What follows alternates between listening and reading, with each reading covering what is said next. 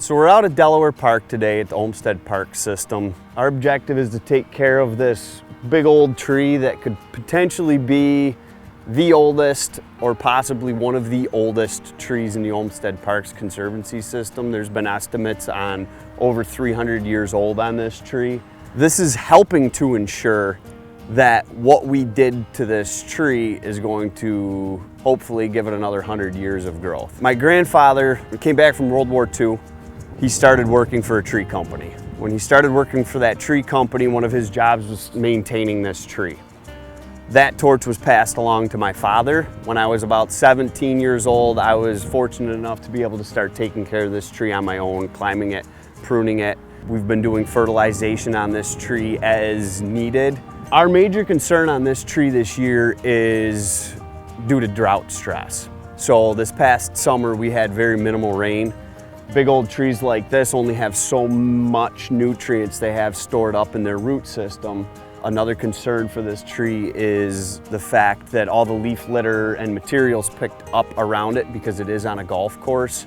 There's also compaction to take into consideration from carts and foot traffic. The idea today is to put some nutrients back in the ground for this tree so that it has accessible food for next year, because trees can't just pick up and go to the grocery store when they need some extra nutrients. So it's our job as arborists to bring that material to these trees and help preserve them for as long as possible. We're doing a very low nitrogen into this process. On big old trees, you don't want to push too much growth and basically have them outgrow their ability to maintain the foliage that's up in the tree. So the more accessible minerals that are in the ground, the minerals, nutrients for this tree, the more of a reserve it's going to have for the following year. If you've got small garden plants, hydrangeas and things like that, you can see the drought stress fairly quickly with them. Within a week or two, you'll see the leaves starting to shrivel up. You'll see some yellowing in the plant. With big old trees, it can take 3 to 5 years to start to see any construction damage, any drought stress, things like that, stressors along the way that have affected that tree. It takes quite a while to be able to start seeing those. Because the tree is still happy and healthy, we just want to alleviate some of the issues that it could have down the road from that drought stress, from this dry summer, this past growing season. The fertilizer is mixed with water, so we're also putting water in at a high volume into the ground. We're doing nothing foliar on the tree, no canopy sprays, no injections into the trunk. We're just strictly giving this tree the food that it needs to survive. We're going every 8 to 10 inches around the whole canopy of the tree and then injecting the material into the ground at approximately 220 psi. We go every 2 feet and do another injection hole all the way out to the drip line of the tree.